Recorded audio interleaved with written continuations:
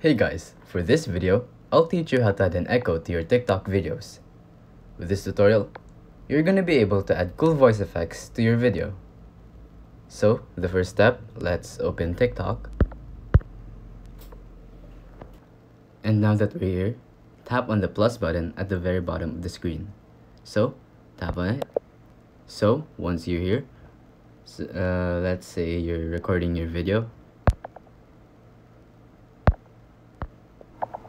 And now tap on this thing, the arrow, and then tap on audio editing. So let's go to that, and as you can see, there are many filters here.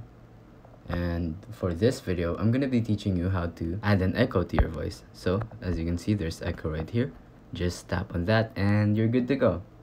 You can also try recording again, so it'll be like a voiceover on your video. Or you can just go ahead and tap on these other voices that they give you. Simple as that. If you think this video was helpful, please consider liking, subscribing, and hitting the notification bell. If you have any questions, feel free to comment down below.